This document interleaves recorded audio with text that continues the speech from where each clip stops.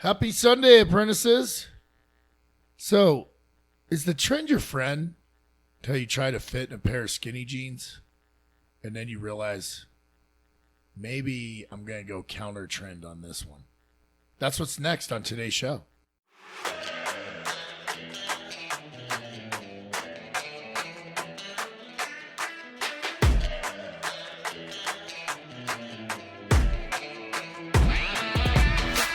Trading Forex or any other financial instrument carries substantial risk. The topics discussed on this show are the views of the host and the producers only.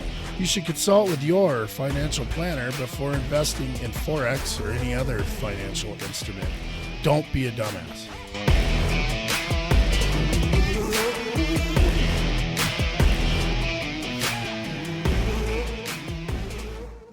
Welcome to Day Trading Plumber, episode 40. I'm Matt Simpson, and you're not here for me. Meh. 40, man. That's an accomplishment. So You made it to 40. next week, the show will have more episodes than how old I am. I have something for you. I see that. You brought beer? Yeah, What is it? This is Boddington's Pub Ale. It's from Manchester. Did you say that correctly? Boddington's? It's actually called Butties. Butties. When you go Is this the popular one? when you go into a pub, you ask for Butties. Butties. But you need to be careful. You have to open it and pour it quickly, but only to about 80% because of the head. But don't spill it. Don't be that guy. Are you setting me up for like a fizz bomb? Do you want me to go first? Yeah. All right. I see it was the brewery started 1778, 2 years after America became its own country. Whoa. With the computer right next to you even? Die with your boots on, bud. By the way, great album. Peace of Mind by Iron Maiden. You went way past 80%. It's because I know what I'm doing. Okay, here we go. Oh, just a couple drops. That was hard to watch. Uh-oh. Oh, it does really foam up. It's kind of like a blonde Guinness. And then look at it cascade. Just like Guinness. And probably some people over the pond are probably like, do not call our beer Guinness. All right, thanks for the beer. Everyone has heard the trend's your friend. Did you say skinny jeans? Yeah, I have a question for you. When did tattoos on guys no longer strike fear in the heart of smaller folks? When did it become acceptable? 6 feet, 150 pound, let's call them boys, with full sleeves. When did that become scary and intimidating and indicative of a rough life? You mean when did it not become scary? Because tattoos used to be like biker prison dude. Right. When I'm asking why somebody like me rolled up in ink is all of a sudden cool, whatever you want to call or it, socially acceptable. I don't know, but that's definitely a trend. This is nice, isn't it? Yeah, it's really good. It's got a great head. It's a rhetorical question. So if you're just tuning in for the first time, this show is about trading and stories of me, the ex-plumber, who has now become a full-time Forex trader. And I tell stories, and sometimes we go off on a tangent. Sometimes we don't. Tonight, I want to talk about trend trading. Such a popular style of trading. A lot of cliches with it. Trend's your friend. Buy the dip. A lot of those, when people start trading Forex, a lot of those cliches roll over into Forex trading, and they don't quite follow suit. And here's a perfect example, Matt, is when by the time you see the trend in Forex, you're running up against the resistance level. You're already, so what's really tough, I get the concept, like buying Boeing at the bottom, which you and I both did. I think I plugged it in at 89, 90. Where were you, like 110? 102. 102. It's hovering right around 150 right now. And it instantly spiked up to 179 like the week after. Now we're in a trend position trade because it's an investment. And we invested in that stock because we're pretty sure it's just going to go up from there. It's the bottom. We had our own reasoning for doing so because we don't think America's going to let Boeing die next to oil. Oil used to be our largest export. And the Russians and Chinese made sure that ended quick. Boeing's our biggest export. So they're not going to let it die. All those reasons why we bought. It was a fundamental buy at the bottom. Now we're in a trend trade. And all those cliches make perfect sense. You know, now if it goes up to 300 and dips back down to 170, it's buy the dip, right? And now you're positioning, you're scaling your positions in if you plan on building on those positions. And all of that makes perfect sense. And when you come over to Forex, theoretically, that's what you're looking for, a bottom or a top, and you want to enter. However, how most people are taught is you wait for a smaller time frame or a trend line break. I've even had, in my early years of trading, people that I was learning from, if you're doing your analysis on a 1 hour chart, you stick to the 1 hour chart and you wait for that trend line break. Then, you learned, broke, wait for the retest. Then you enter and you hold that puppy, let your trades just run. However, most of you, if you've traded on a demo or trading live on this show, have probably found the frustration with you enter on the break, you wait for the retest. Now let that puppy run. Well, you let it run. It's not quite to your 1% risk to 1 to 2% profit. And you're running up against a really strong support now or a resistance, which now that's what you look for price to make that reversal that you just entered. So you start going, and in Forex, guys, it's easy to look at like a monthly chart and go, yeah, look how long that trend was. But like I've explained before, if you really break down that chart and look at those monthly candles and measure them and realize, yeah, it shot down and then came back 500 pips against you. And if you really start to ask yourself the psychological damage that does to you, could you have just sat through the 1,500 pip back on you? Maybe. And that's, if trend trading and position trading is your game, that's where you really got to focus on is plant the seed, let it grow, and don't stare at it. I've realized throughout the years, I'm not good at that. And I'm not good at letting positions stay on and moving against me. I've gotten good at being patient in drawdown, which no one likes. Most people will tell you, you can't leave trades on with drawdown. You just cut them off and move on. If that works for you, great. But all these cliches that you have to be a trend trader. And like I was telling you before we turned the mics on, 65% of my trades are with the trend. I always know where the trend is. It's always like one of the things on my trading journal. What was the trend? However, I find more success when price moves violently in the direction of the trend. I look for that pullback. And when you're a pullback trader, you're doing some things that a lot of people tell you not to do. You're trading against trend because you're selling, let's say it's an uptrend and price just violently went up. I'm waiting for price to stall out and pull back to predict that exact moment it's going to pull back is what's extremely tough. That's what catches my eye.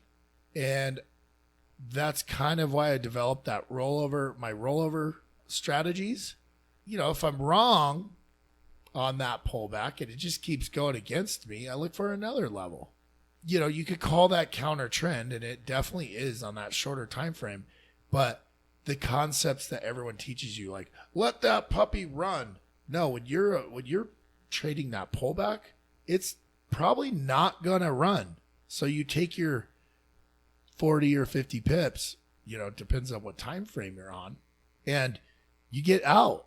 So a lot of these concepts are cliches that are going around in the trading community that, oh, you have to wait for the breakout, then you just let that puppy go. Now, if you're reversal hunting, which a lot of my strategies are looking for reversals, I guess you could call that pullback a little mini reversal. That just means it's going the other direction? Well, theoretically, what a pullback is, price just moved violently one way. And it doesn't necessarily have to be in the direction of the trend. But what's happening there is if you were in that buy trade and that price just moved violently your direction, so now you're a big winner. We've talked about this all the time. Now the psychological game of, oh my God, I'm up 2% on this trade. I should close it and take my profit. What's happening is when people are closing those orders, taking their profit, it slows price down. Even though it's in the trend, people are closing orders. Now it slows price down. Now people might be putting on sell orders to stack the pressure down. People like me. I would tell you the majority of people aren't selling when price just moved up. Psychologically, it's really hard to do. It's kind of like someone tells you that's not a real car that's going 80 miles an hour at you. It's not a real car. It will stand in front of it. There's a saying, never try to catch a falling knife. That's exactly what you're doing when you're trying to trade a pullback. Price just moved really violently one way.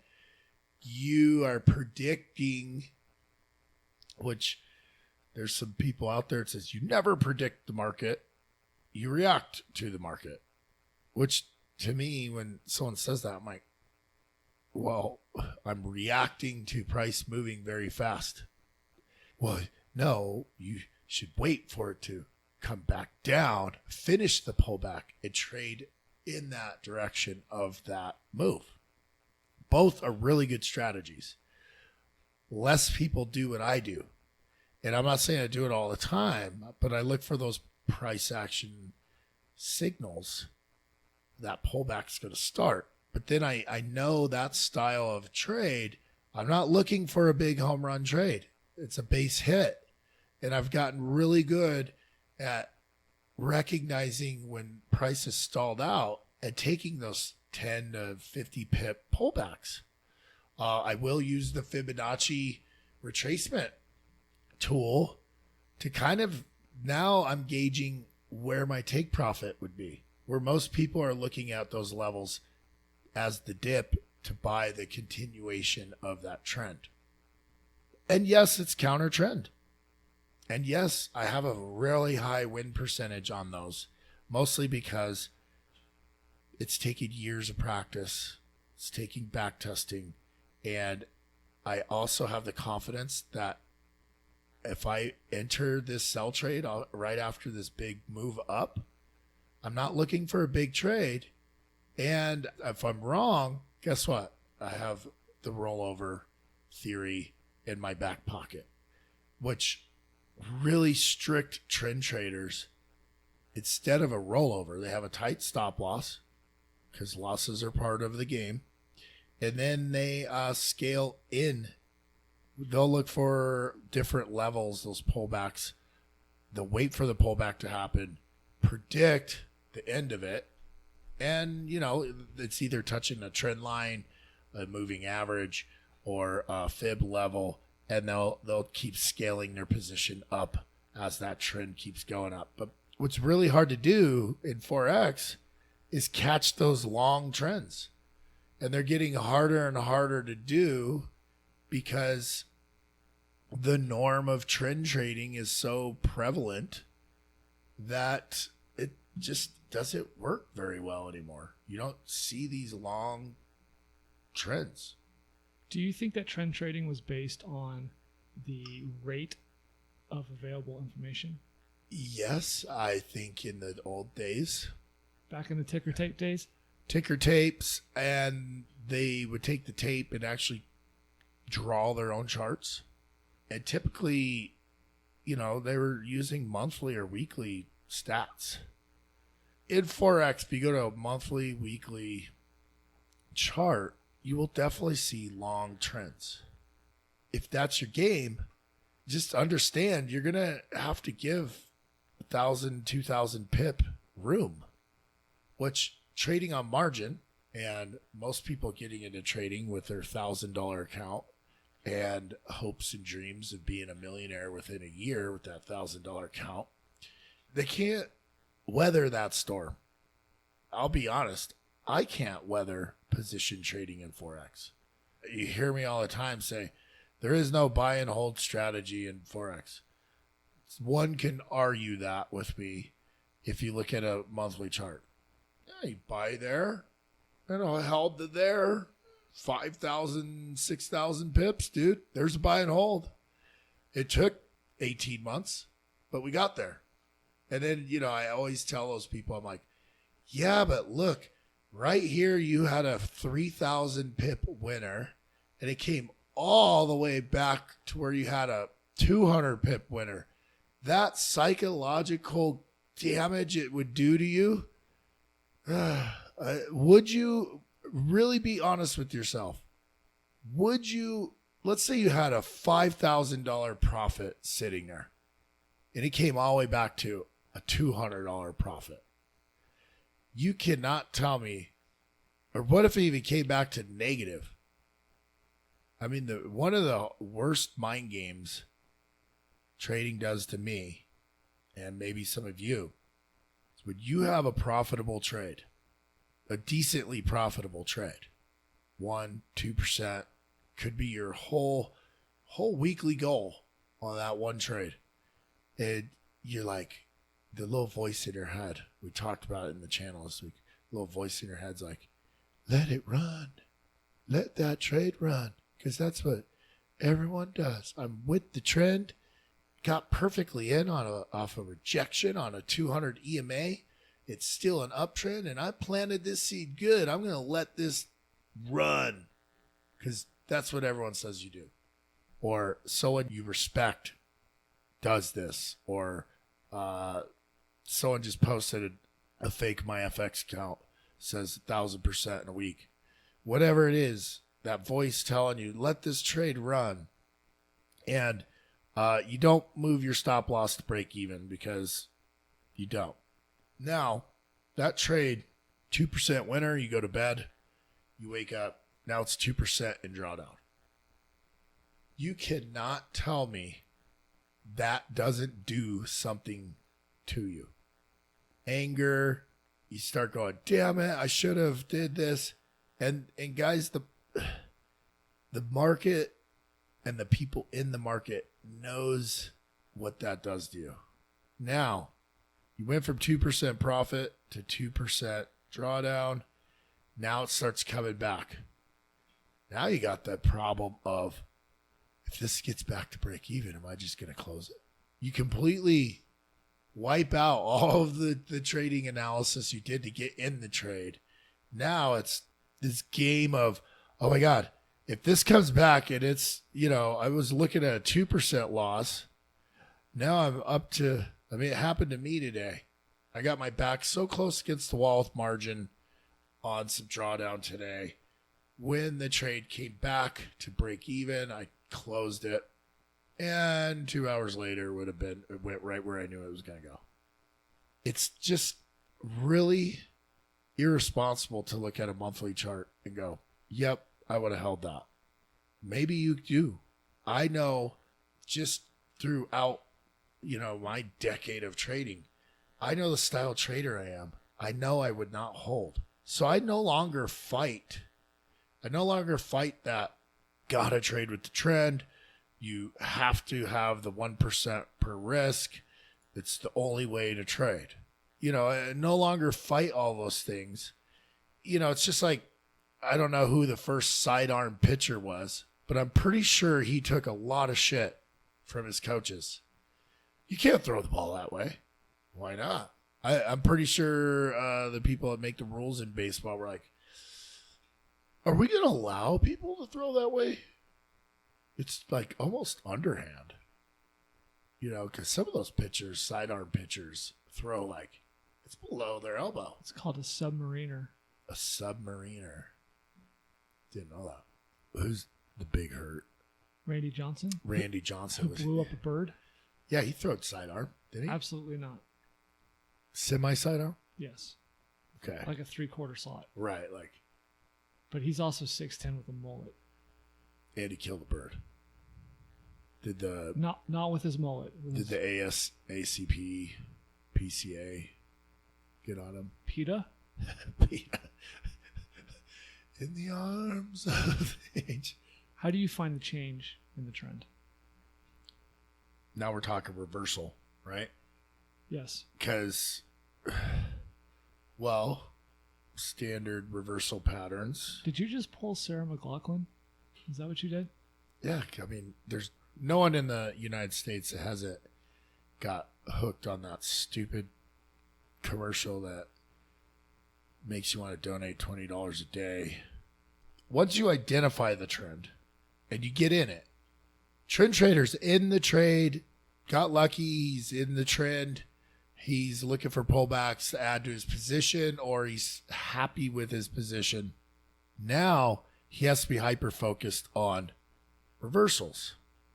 I mean, it's kind of how I became a reversal trader, because as soon as I got into the trend, the damn thing would reverse on me, and then I'd give up all my profit I was in, or even break even, because, I'm in the trend. Let it run. Let that puppy run. Let it pay for your kid's college, right? I've heard some people say that. Then the trend would reverse on me. So then I started to recognize, I'm starting to be able to see when that's going to happen, because now I want to get out of the trade. So trend traders, they don't realize it, but if they're good at it, and they're closing their profits with pretty high accuracy, they just recognize the reversal. Do they just jump right on and put the opposite direction? No, because most trend traders need that confirmation of the trend line break, and hopefully they're already out of their profitable trade before that happens. Like I was saying in the channel tonight. That's the Day Trading Plumber Forex community channel. Right, where there's a bunch of us in there now chatting it up. Yep, and it's free for everybody to join. Right. Just put Telegram on your phone, find us. If you post scam stuff in there, you'll get verbally beat up.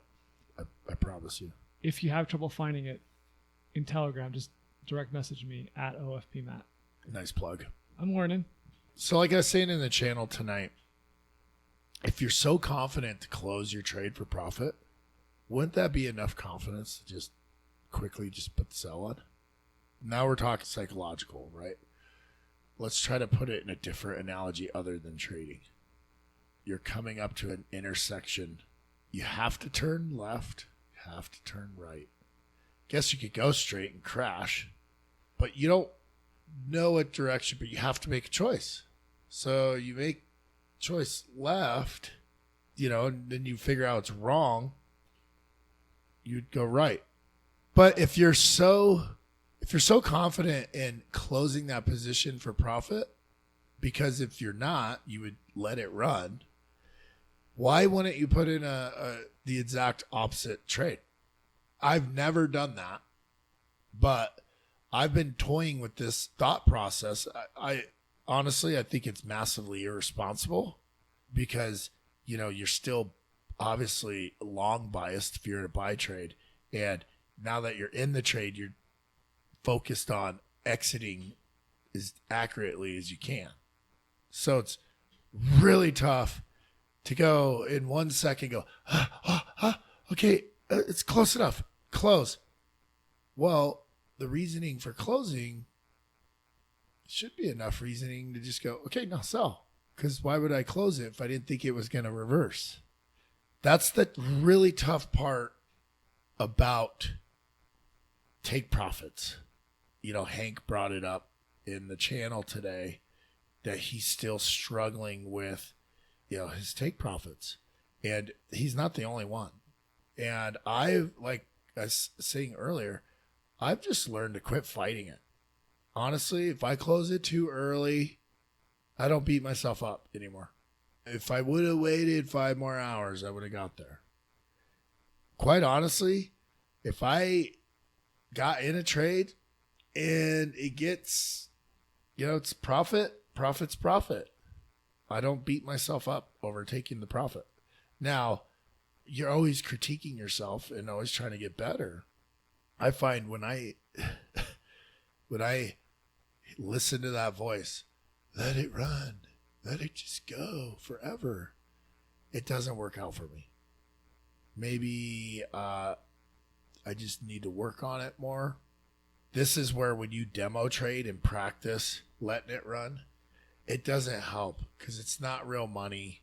And what you're really battling with let it run or closing too early or putting too tight a stop losses on or freezing and not being able to put on a rollover trade, it's not strategy. It's psychological. And you can't mimic that with fake $1 million demo account. You just can't.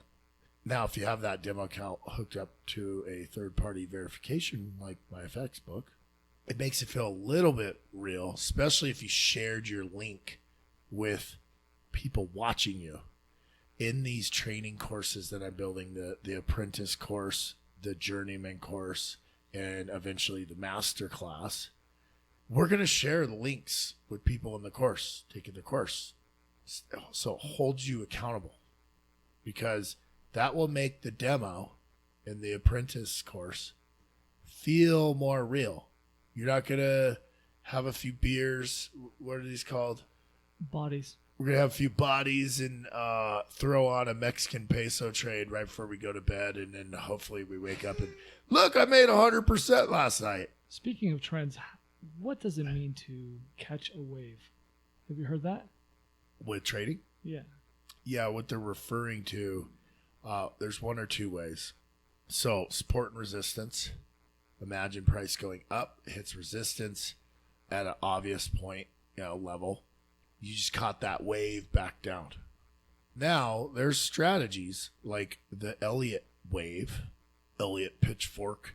Elliott Wave is a mathematical indicator that will tell you A, B, C, D. Some people are just sacrilegious Elliott Wave traders, and it's pretty complicated strategy. Once you get it down, and TradingView has awesome tools, it shades it so it starts to become a lot easier to see. But basically what it is for the record, I haven't put enough energy into it to make it successful. There's some people that boast that it's the only way you should trade. But basically what you're looking for is a certain pattern. Price to move a certain distance, A, back to B, and then if you have A, B, C, you theoretically have a high probability of knowing where D is. Like I said, I've tested it, I've tried it, and the setup takes way too long for me. I'm not patient enough to... imagine if you're doing it on a 4-hour chart or daily.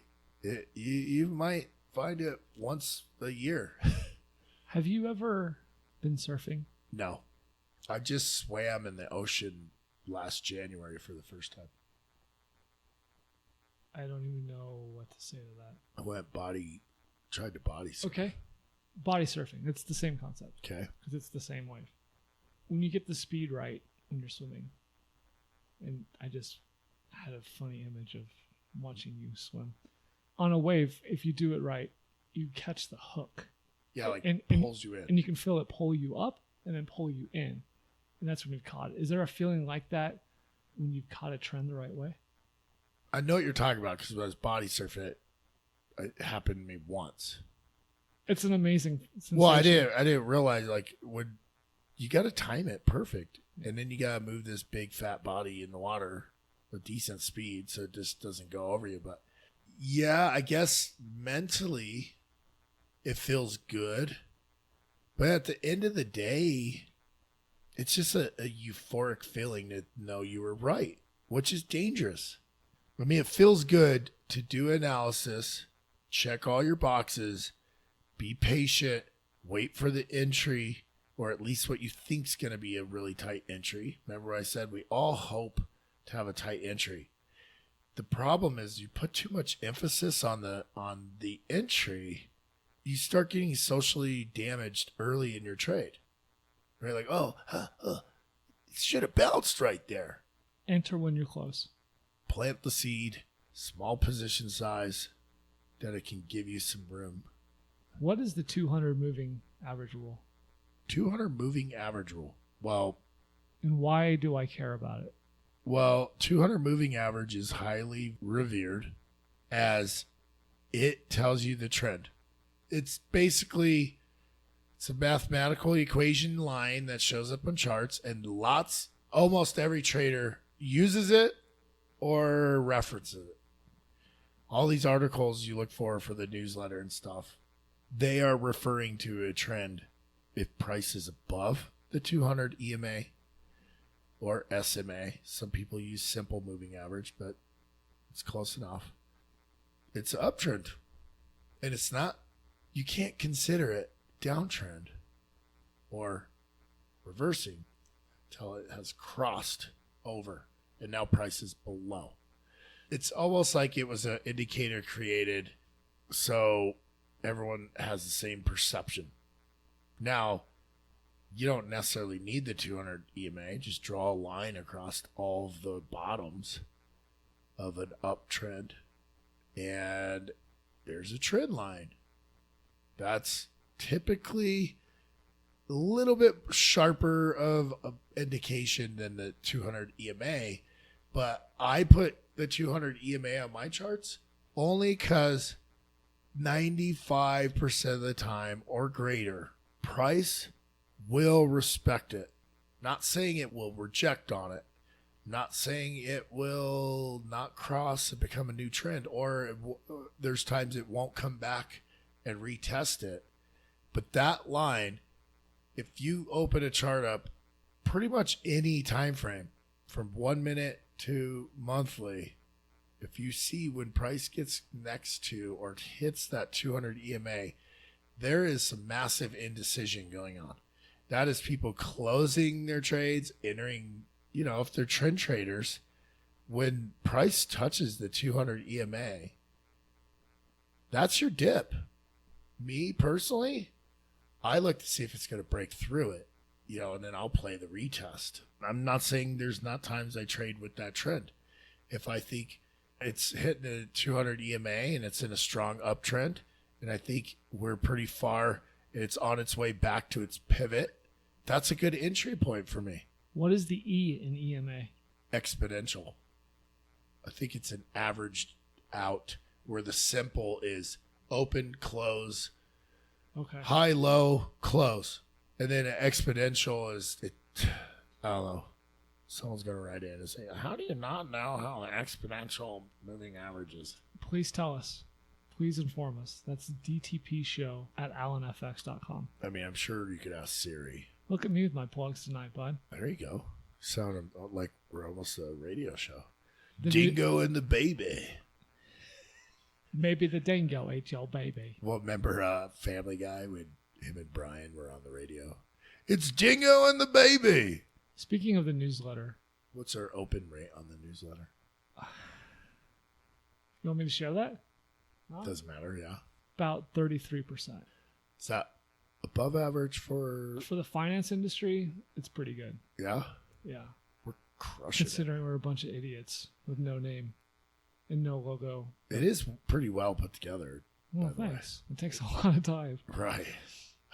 By the way, the reason that you, the listener, haven't seen a whole lot of really fantastic photos is because of publishing rights.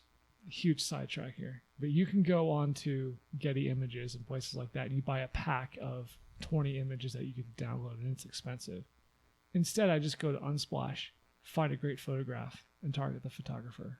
That's fun. But what is that little... Oh, okay. All right. What do we have there? Snooze. What the hell is that?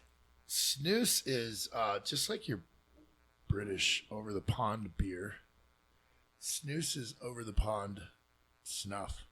All right. You good? I'm good. Okay. You're going to make me pick out every one of those.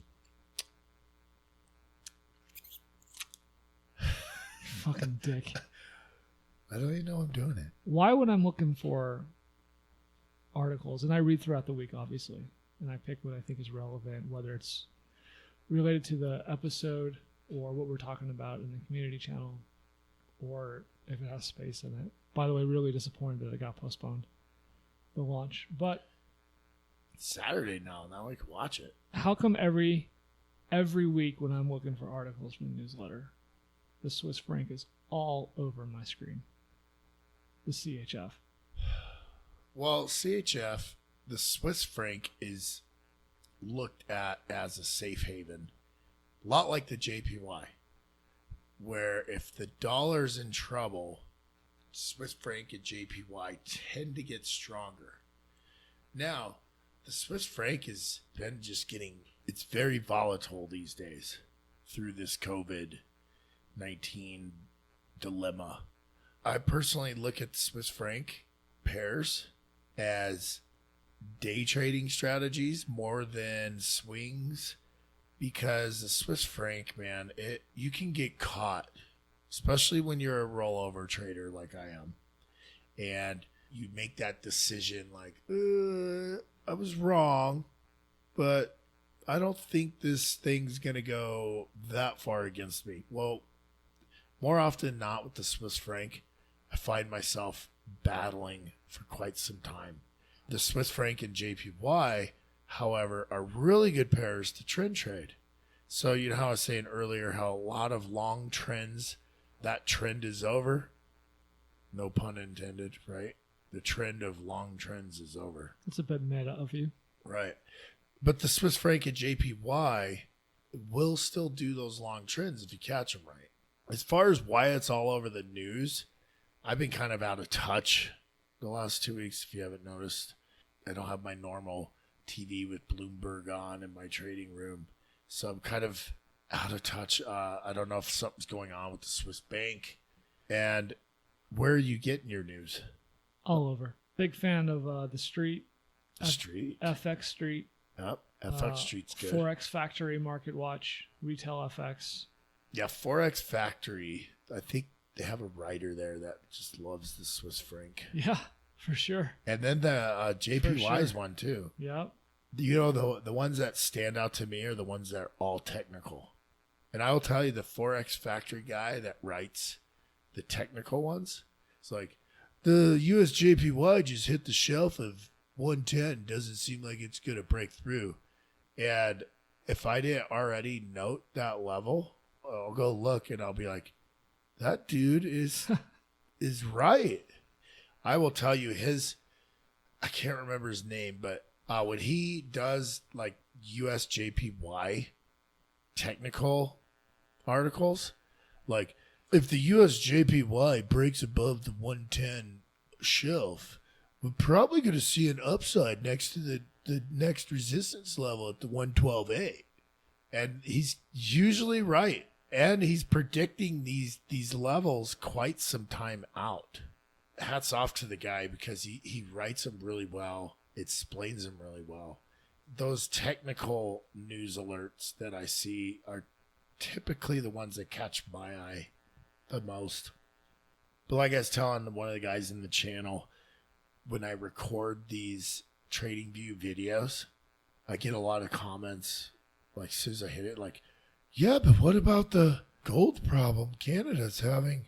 You know, there's always some fundamental guy that's like, yeah, but you're not worried about the rate? And I was like, look, man, obviously if there's a big rate decision or a big high impact, I know it because thanks to Trading View, they put it right on your chart.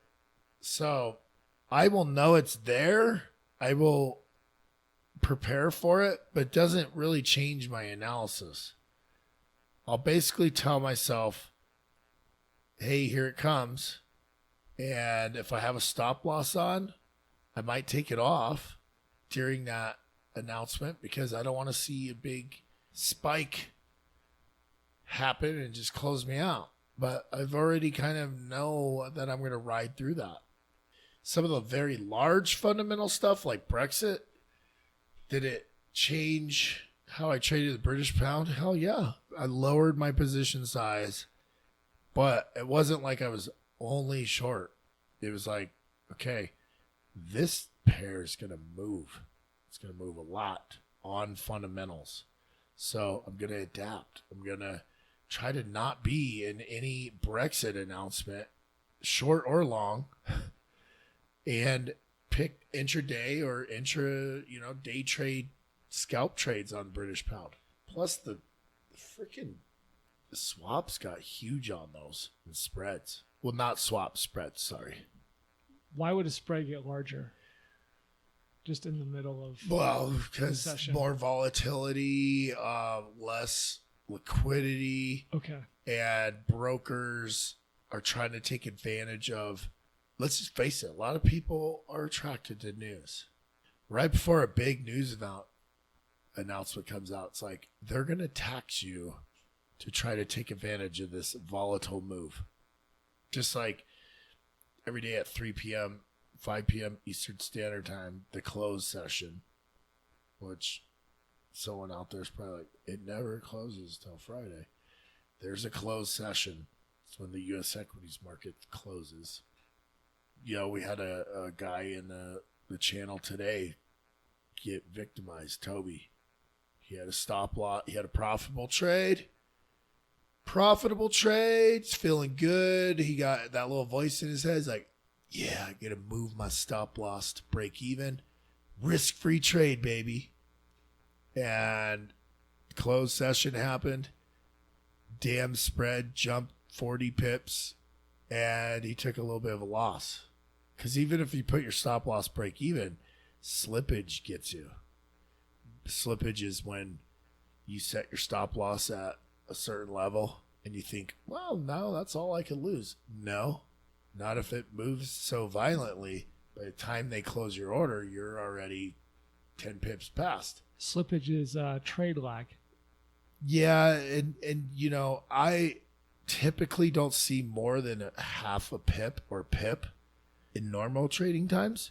But if you were in a British pound pair at the close during Brexit shit, it could move 60 pips. Wow. So if you had your stop loss only 10, 15 pips, and it does it instantly, you're going to lose.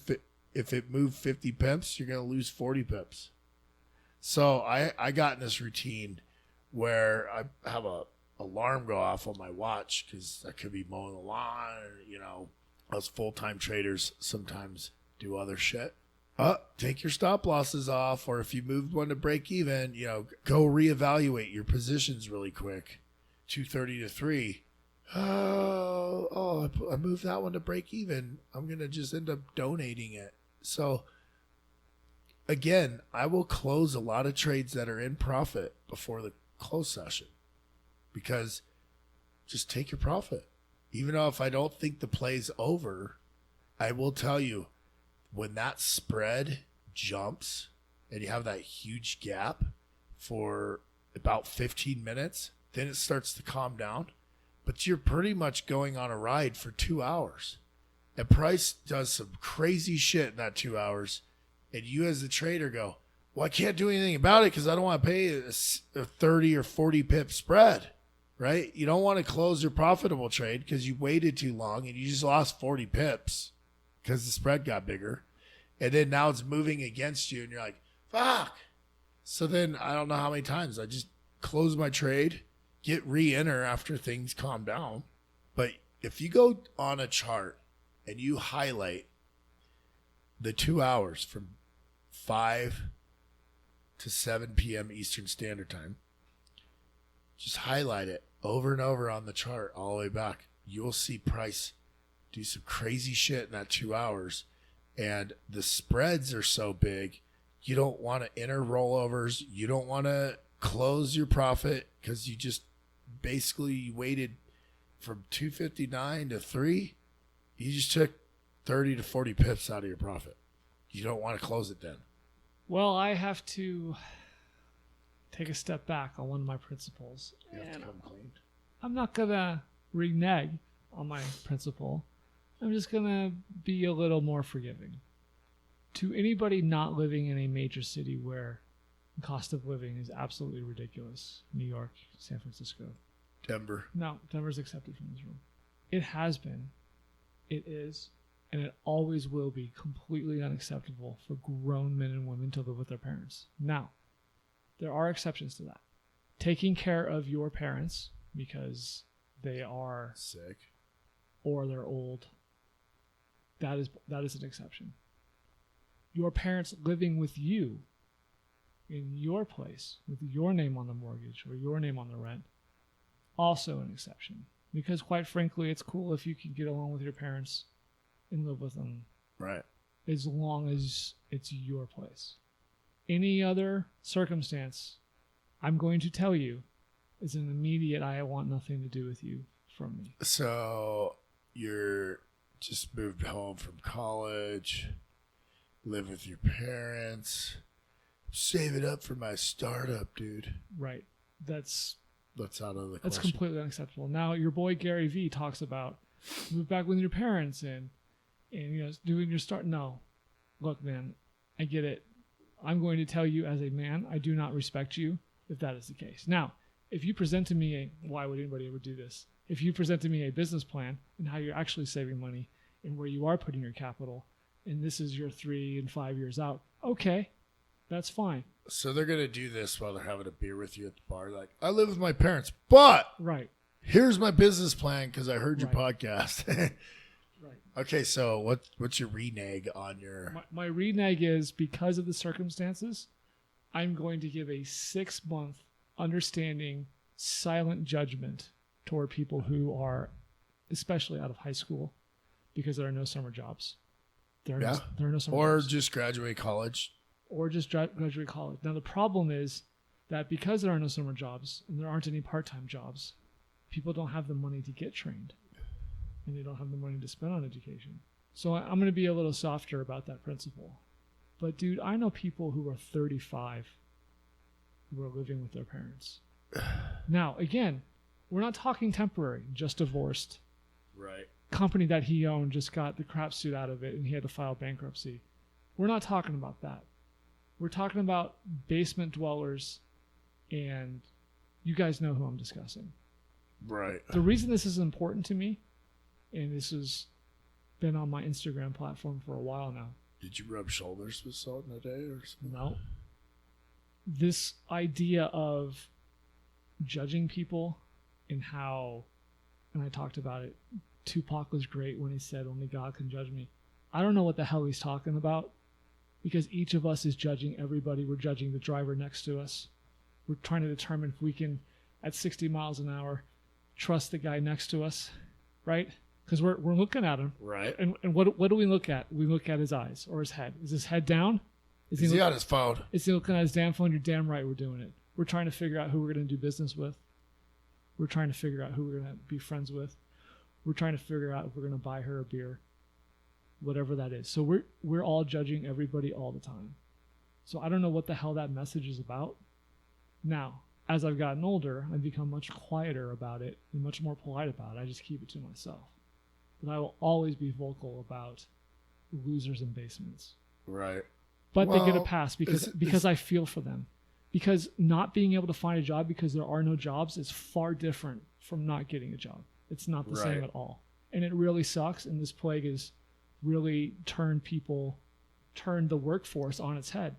And I know that right now for a fact, also discussed on my platforms, for a fact that good managers are dumping salary because they see this as the time of upgrading their staff because qualified people are now suddenly out of Right. work or they've had to take pay cuts and they're now available. So there's this huge supply of skilled labor. And I can guarantee you, because I'm back in commerce now, that people are dumping salary and upgrading staffs. And that's exactly what we talked about was going to happen in March. Right. And I know that it's happening now. It's exciting to hear. And I hope that people haven't just been sat on their ass going through Netflix season 5. Yeah, I have an issue with the parents in that scenario. Enabling it. Yes, I mean, I would never be that kid. Wasn't raised that way, but I guess that phrase works. But the parents allowing this to happen. I love my kids with every inch of my soul. And for me, letting them get away with something because I don't want to battle with them or choose your battles. Yeah, you choose to lose every time and they're not going to learn how to be good people. My job as a father is not to be their friend, although I think it's doable. I think we could be very respectful of each other and later in life be very close and be friendly like. But when they're 5 and I'm the adult and I'm the one responsible for 100% of what they do. When you have a 5-year-old, you can't be like, oh, I took my eye off him for 5 seconds and TV fell on him and he died. No one is going to look at you and be like, could happen to anyone. No, you might get manslaughter if you were smoking weed or something.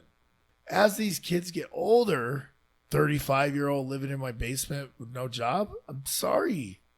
You've got the love. You can't enable that. And I have a real issue with, is it the parents or is it the asshole who should see everyone around him in society? I'm sure he has friends that went to military and did whatever they got to do. Even if you get divorced and lose your company, you should be able to stay at a buddy's couch for 2 weeks. The problem is if you make it too comfortable for them, give them the whole basement with their own entrance. And sorry, if my kids came back to live with me, let's say my daughter, she gets job, goes to college, gets job, gets married, horrible marriage, needs to move back, gets divorced. That's what I'm talking about. Right. Life-changing exceptions. Come back open arms, but I'm not going to make it comfortable. Right. Right? It's not going to be like, hey, you don't have a curfew. Hey, sure, don't pay rent. Don't take the trash out.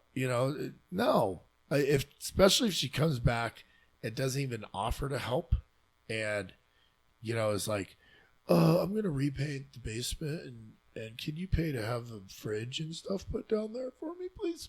But there's a 6-month hiatus from that judgment. So not that it matters, because who are we? Who the hell are we? I'm just saying that there's no way that we're the only people who think like that. But if you run into someone, the newly opening restaurants here, it's got to be before 10 p.m. And they're like, yeah, man, like I live with my parents and like save it up to be the next Tesla. You'll be like, 6 months? Have you been there under 6 months? Like, yeah, man, like started last week. Yeah, okay. I'm going to put in my calendar right now. 6 months from now, we're going to have dinner again. And if you're still in your parents' basement, we're no longer friends. So I got to get something off my chest this week. Yeah, I want to officially apologize with the lack of focus in the Journeyman channel. What do we have? 35 people in there now. All great people. They're very active in the chat room. Timing wise, just caught me off guard, getting separated, moving, planned a little trip in between there. So the last 2 weeks have been pretty dry. Trading hasn't been that great. I mean, we're probably going to go up 2.5% this week. Fingers crossed that the Friday 13th kick to the balls doesn't happen, even though it's Friday the 30th. But either way, I apologize officially. I'm going to make it up to all the people in my free channel next week. I got some surprises up my sleeve, and the people that are in the Journeyman channel, I'm going to give them some surprises too for bearing the boredom. But I do want to point people to my YouTube channel. I do a midweek or Sunday setup review of all the charts. If you're listening to this podcast, you want to start knowing how to read charts, great place. You see how I see the markets. And then I follow up on the midweek review. We kind of track down how our predictions were going from Sunday to that point. I also talk about some trades we're currently in for that week. And one of my favorite strategies is Wednesday into Wednesday night and early Thursday. I like to spot pairs that have veered far away from their pivots and trade back to them. So that midweek review is spotting those out, start plotting our attack, and looking for levels to trade back. So jump on the YouTube channel, get on there while there's still room, because I'm pretty sure 10 million people are going to subscribe tomorrow, and there may not be room for you after that. I have 189 subscribers right now. It's been an amazing climb, but I have a goal. I want to get to 300 in the next few weeks. If you love this show, you love supporting what we're doing here, you don't have to pay anything. You could show your support by going and subscribing to the podcast on your podcast provider and going over to YouTube and subscribing to my channel. That would be greatly appreciated. Doesn't cost you anything, and you might learn something. Thank you very much for listening. Please join us next week. Over now. If you'd like to learn more about Clayton signals, please visit www.allenfx.com. You can find me on Twitter, Instagram, and Telegram at OFPMatt.